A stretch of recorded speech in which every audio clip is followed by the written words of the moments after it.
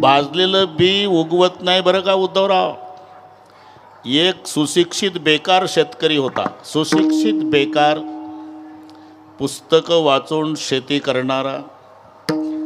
अरे हाडाचा कास्तकार पाहिजे. इथं बसले ते माती हातात घेतली, सांगू शकतो याच्यात उत्तम पीक कोणतं येईल. ज्याला बैलाला पाय किती असतात, पोखरकर शेठ, बैलाला पाय किती असतात याची कल्पना नाही, ते आमच्या बैलाचे कायदे करतात. बैल जंगली प्राणी आहे.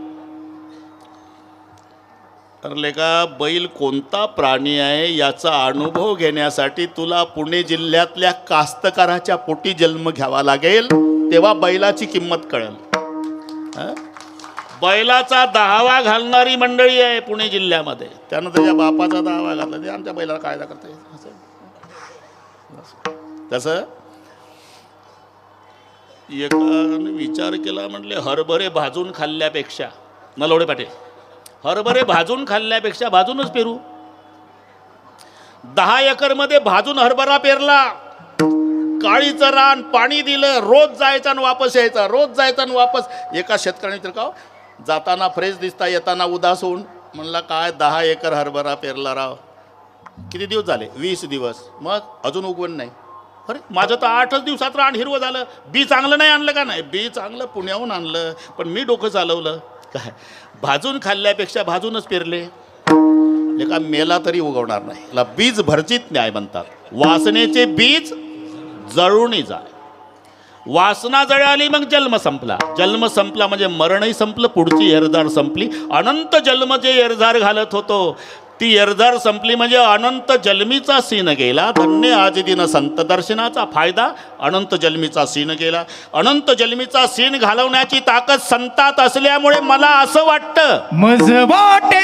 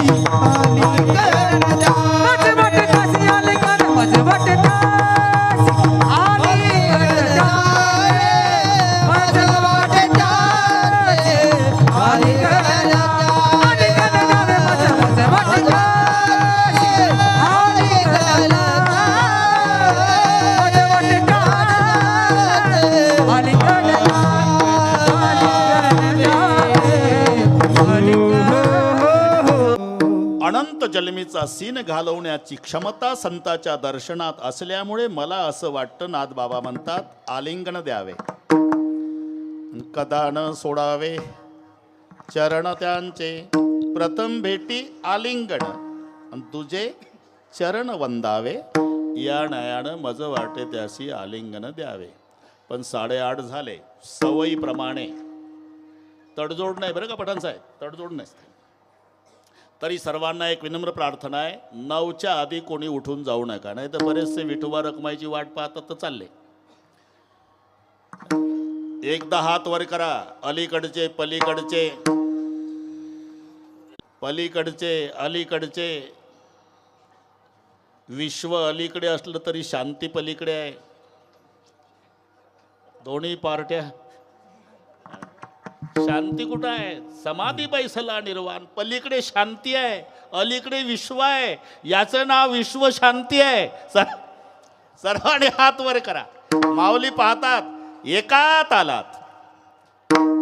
विठोबा रखुमाई. थांबा रे. एक थांबा. टाळ. एक हात वर करा. एक जरा ताकद. एक शूटिंग वाले.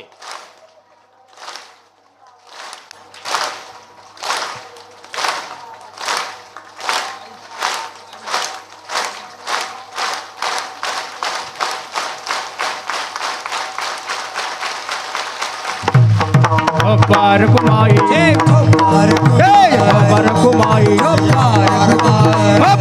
कुंडली कवरदा पंढरीनाथ माऊली तुकाराम महाराज की जय. सद्गुरु जोग महाराज की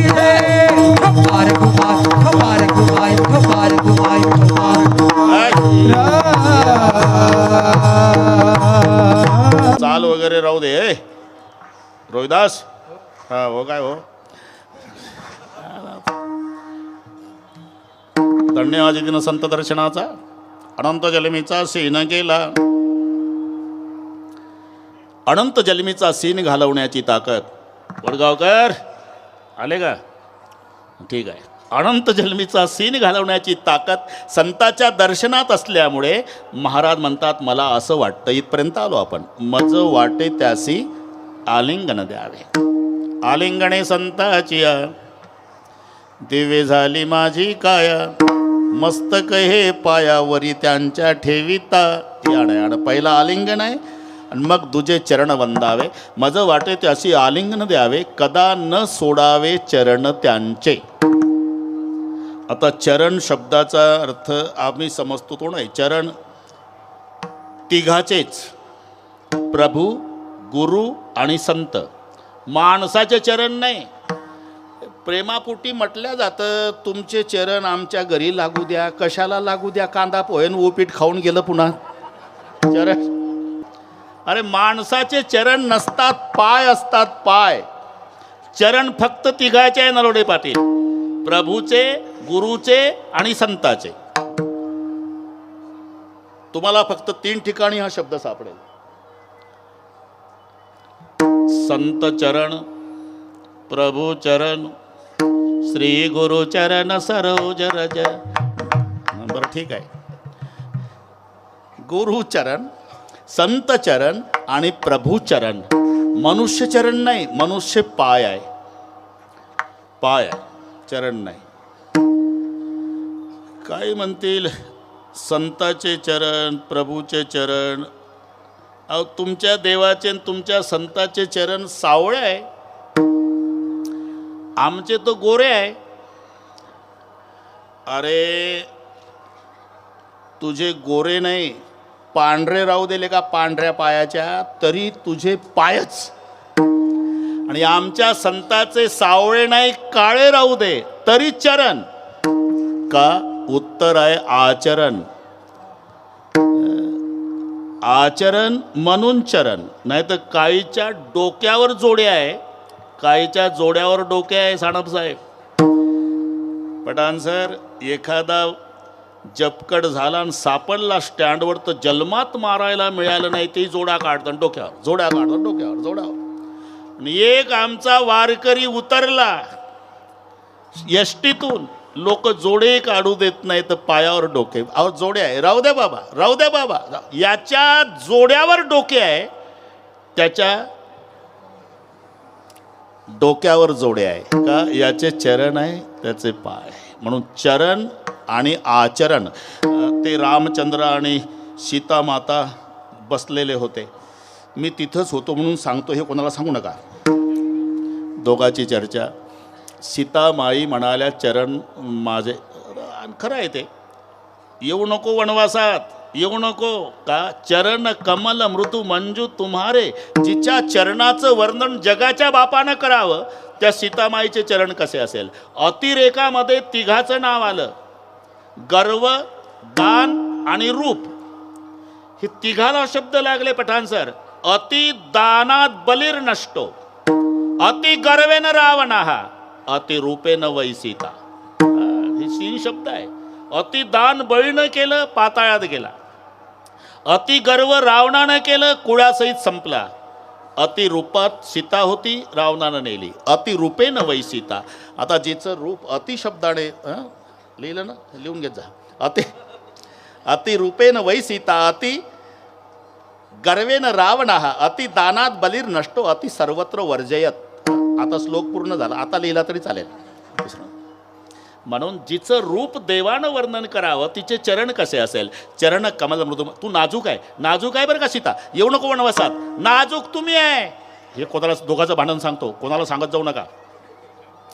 मी नाजूक, हा तुम्ही नाजूक आहे म्हणजे अनुभवानं सांगते. कसं काय? माझ्या बापाच्या बगीच्यात आलता दोघं भाऊ, फुलं तोडत होता. द्रोण पानाचा 2 फुलं तोडली, ते द्रोणात ठेवली. 3रं तोडत होता, आम्ही बगीच्यातच होतो. झाडाच्या आडून बघत होती, 3च फुलात घामाघूम झाला.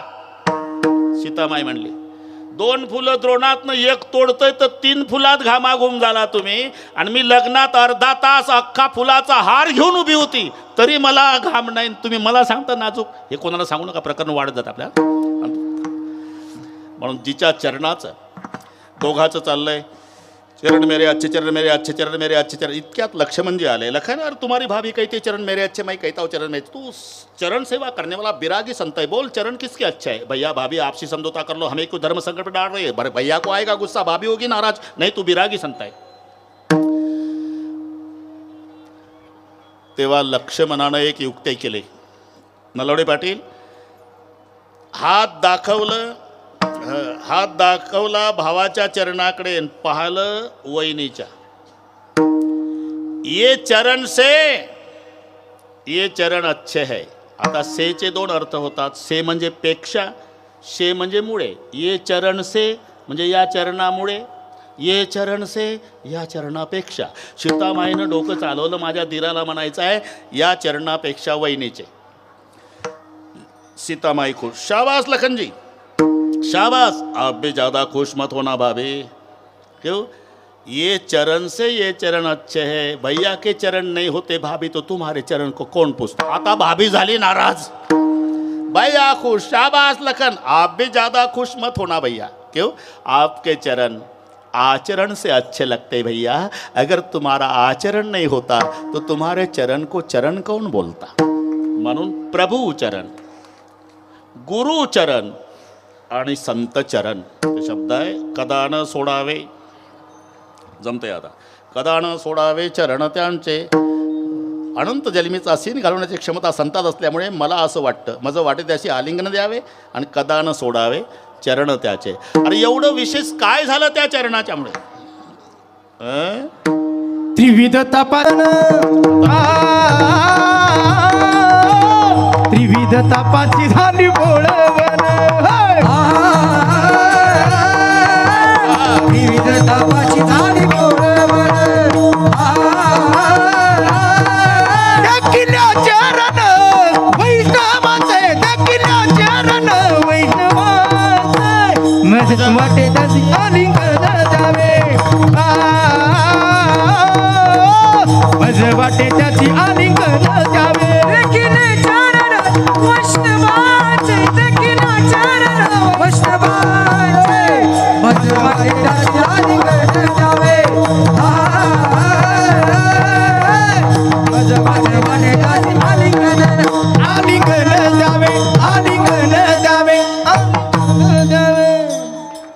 कृष्णया त्रिविध तापाची झाली बोळवण. त्रिविध आध्यात्मिक, आधिदैविक आणि आधी भौतिक हे 3 ताप. त्या तापाची बोळवण झाली. तिथे फायदा, इथे फायदा. औषध एकच, औषध एकच आहे गणेशानंदाजी. तिथे अनंत जन्मीचा सीन गेला, कारण संत चरण रज लागता सहज वासनेचे बीज जळून जाय. वासनेचं बीज जळालं, जन्म संपला म्हणून मरण संपलं, येरझारीचा कार्यक्रम संपला, अनंत जन्मीचा सीन गेला. कशामुळे? चरणामुळे. इथला फायदा, देखिल्या चरण वैष्णवाचे त्रिविध तापाची झाली बोळवण. इथे त्रिविध ताप, आध्यात्मिक, आधी भौतिक आणि आधी दैविक, तिन्ही तापाची बोळवण झाली. बोळवण म्हणजे कायमचं. बोळवण हा कायमचा शब्द आहे. बोळवण ते नाही का, रोहिदास देहूला तुकाराम महाराज सर्वांना नमस्कार करतात. आम्ही जातो, तुम्ही कृपा असू द्यावी.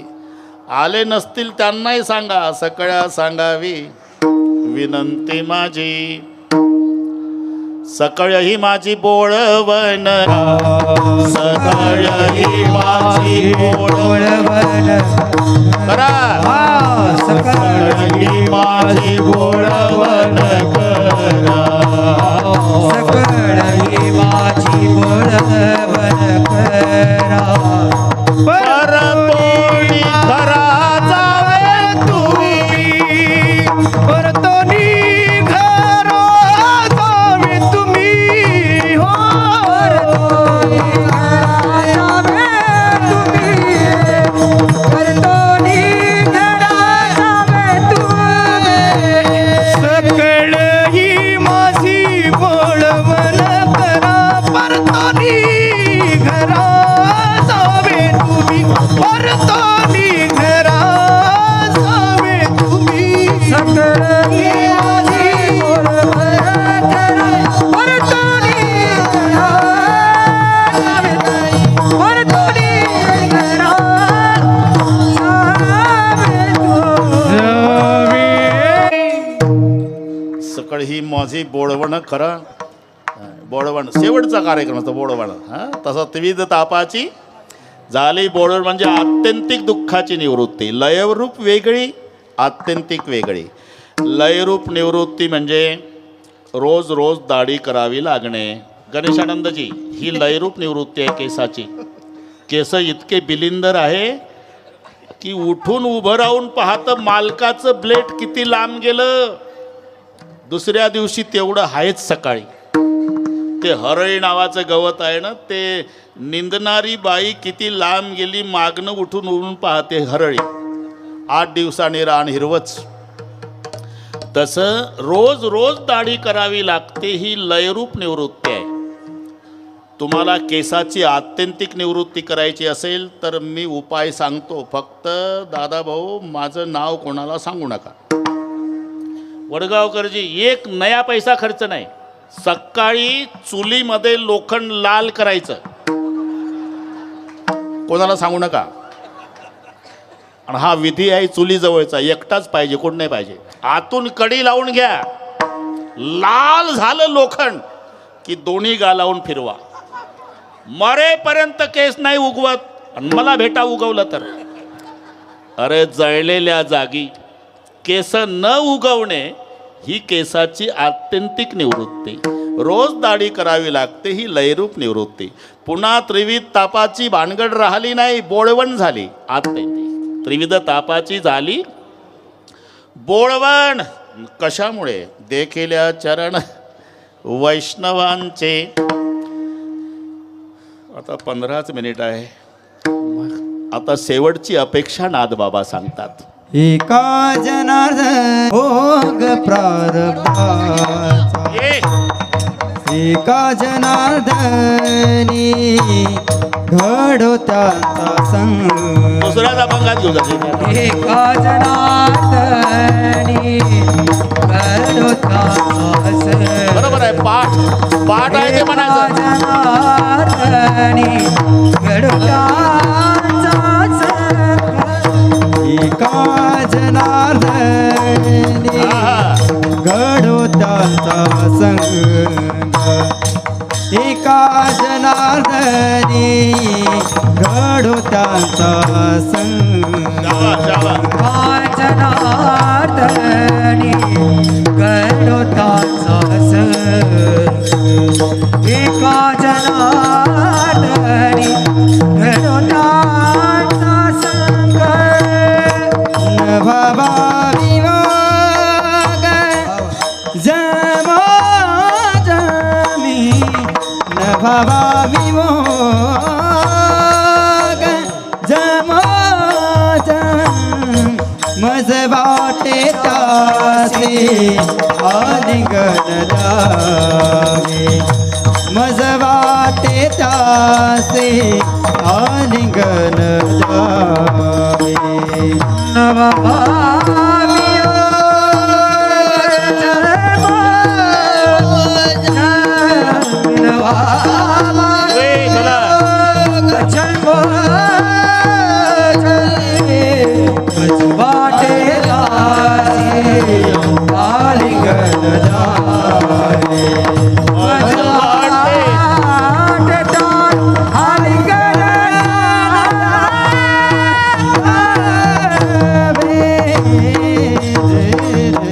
दणी घडो त्यांचा संग.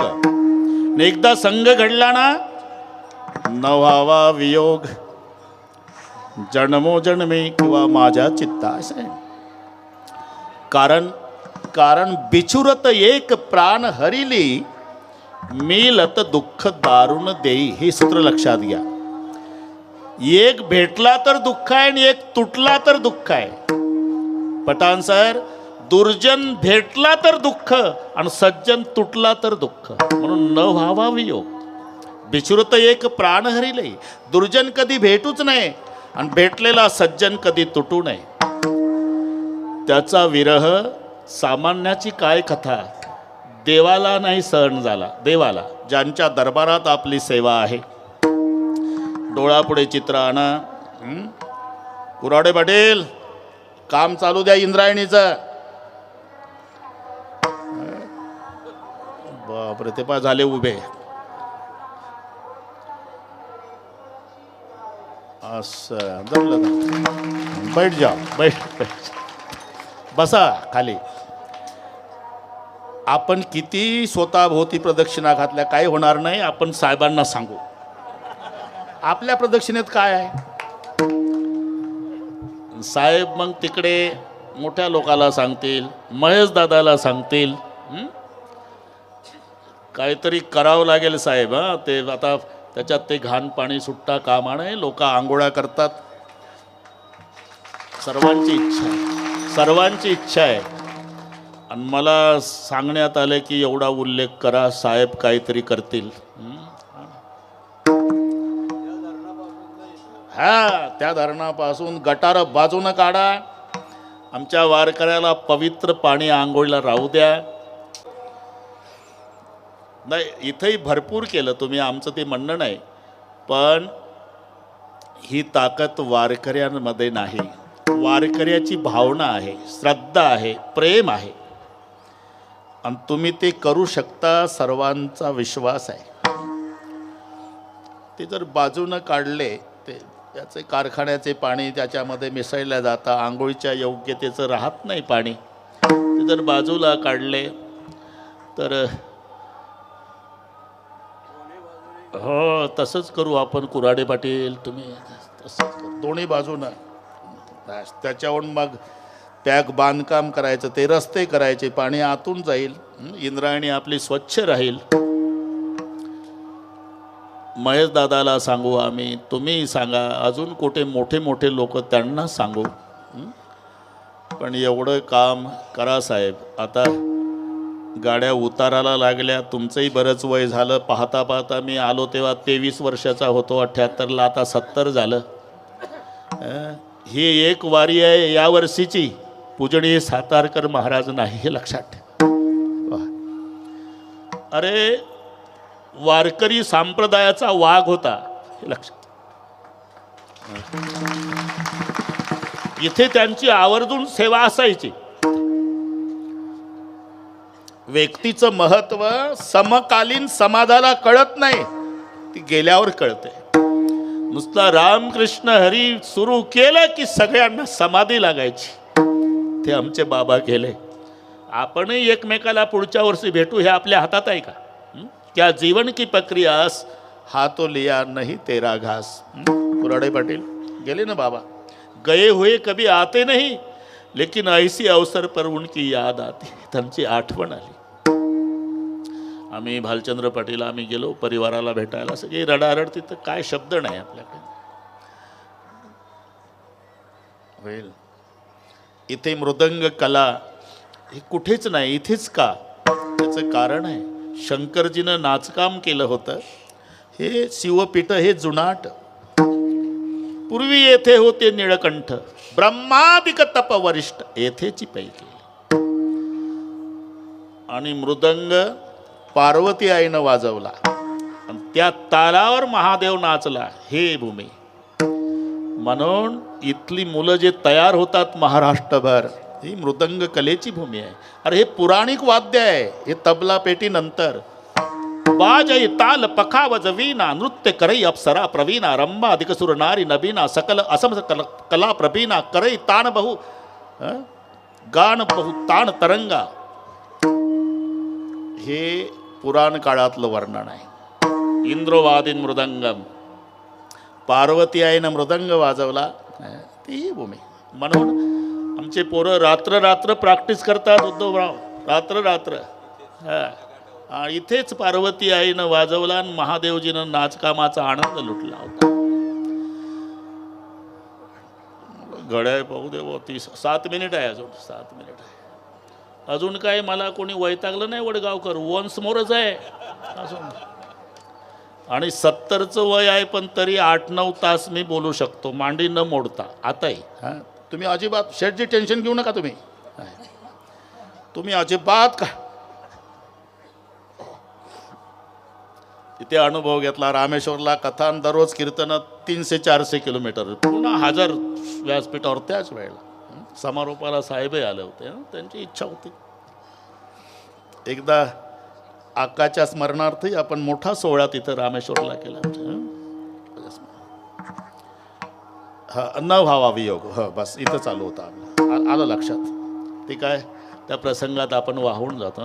आमच्या गणेश भाऊनं आमच्याकडे यावर्षी कथा केली. मस्त सुंदर कथाकार कीर्तनकार आता पुढच्या पिढीमध्ये निर्माण झाले. आम्हाला त्यांचा स्वाभिमान आहे. तरी अजूनही कथाकार कीर्तनकार संख्या कमी पडते. वाढले पाहिजे. कारण सांगतो, पाणी गढूळ जास्त झालं आणि तुरटीचे खडे कमी आहेत. अजून गढूळपणा पाण्याचा जास्त आहे आणि तुरटीचे खडे बोटावर मोजण्या इतकेच आहे. म्हणून कथाकारही वाढले पाहिजे, कीर्तनकारही वाढले पाहिजे. आम्हाला तरुण पिढीतल्या सगळ्या कीर्तनकारांचा स्वाभिमान आहे. न व्हावा वियोग. रोहिदास झालं आलं उरकत. तेव्हाचा काळ. कराड साहेब माऊलीचा हात धरला पांडुरंगानं. वाढवत नाही 2-3 मिनिटात. एक हात धरला मोठ्या भावानं. बहिणीवर काय परिणाम झाला असेल. आणि जेव्हा बहिणीनं देवाच्या गळ्याला बिलगून रडणं केलं सुरू, मुक्ताबाईनं. रडू नको मुक्ता, रडू नको मुक्ता, रडू नको. हेच आनंदी आहे देवा. आम्ही झोपत होतो 4घी भावंड. रात्रीचे गेले मायबाप. तेव्हा मी लहान पांडुरंगा, मी लहान पांडुरंगा. तेव्हा मी लहान, तेव्हा मी लहान.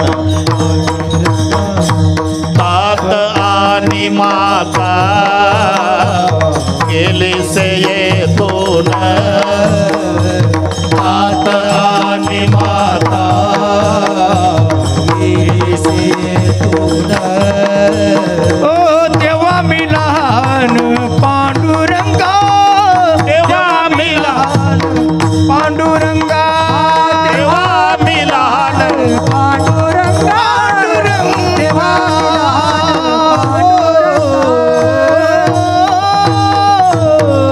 च्या गळ्याला बिलगून. हे 725 वर्षापूर्वीचा आठवा. देवाच्या गळ्याला बिलगून मुक्ताबाईचं रडणं. तात आणि माता गेलीसे येथून, हेच आळंदी आहे देवा. तेव्हा मी लहान पांडुरंगा, मी सगळ्यात लहान. माझा भाऊ सोपान सिद्ध बेटातल्या झाडीत मी रडायची. सोपान कडेवर घ्यायचा, रडू नको. आले गाडी, रडू नको मुक्ता, रडू नको मुक्ता. भूक लागली दादा. आपले 2 भाऊ गेले, कोरांना आणतात.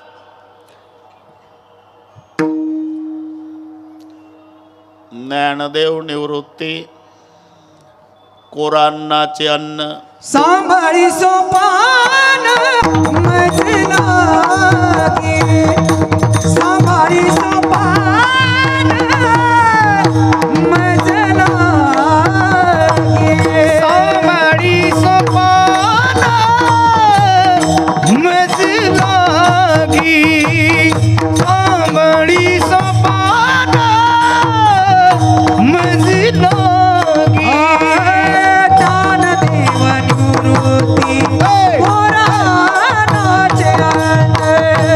ज्ञानदेव निवृत्ती कोरानाचे अन्न, सांभाळी सोपान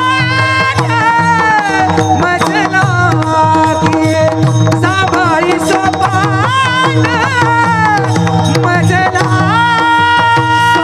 सांभाळी सोपान मज लागी, सांभाळी सोपान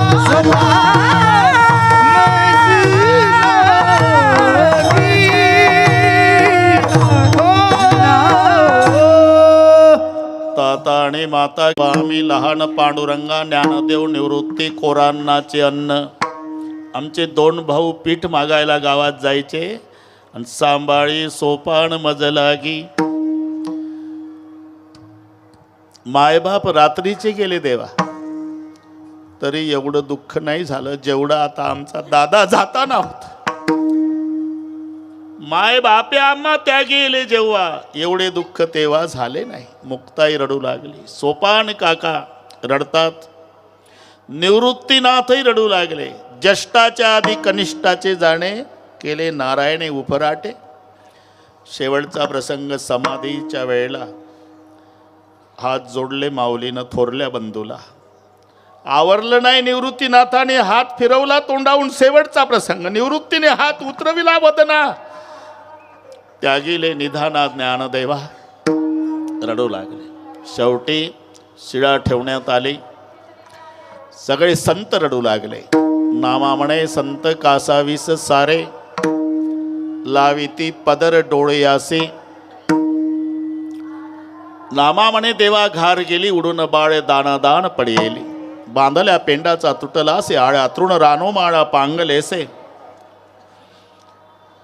आणि जेव्हा कुराडे पाटील देवाचं रडणं सुरू झालं, रुक्माई म्हणल्या हे समजू शकते मी, मुक्ताई भावासाठी, सोपान काका बंधूसाठी, निवृत्तीनाथ शिष्याच्या नात्यानं, संत प्रेमाच्या ताटातुटीनं रडतात.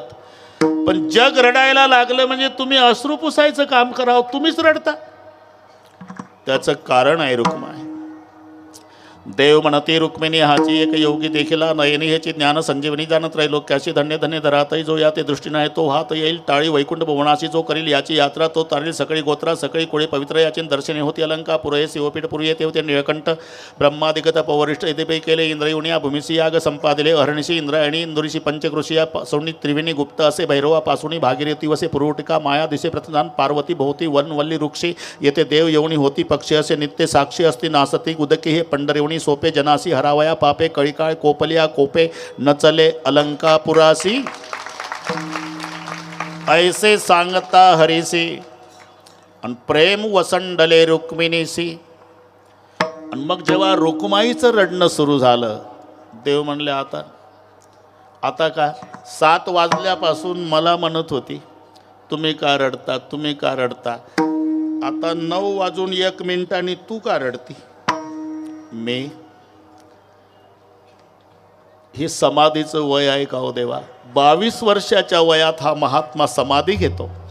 आणि समाधी घेताना जगाच्या बापाला ढसा ढसा रडवतो. त्या माऊलीसाठी मी रडते. धन्य धन्य जयाची कुशी ज्ञानदेव जन्मले. सामान्याचं जाऊ द्या गणेशानंदजी, अरे जिथे साधूचं जाणं देवाला रडवतं. म्हणून अपेक्षा एवढीच आहे, न व्हावा वियोग, न व्हावा वियोग. योग जन्म जन्मी ज्ञानेश्वर माऊली ज्ञानराज माऊली तुकाराम ज्ञानेश्वर माऊली ज्ञानराज माऊली हे ज्ञानेश्वर माऊली ज्ञानराज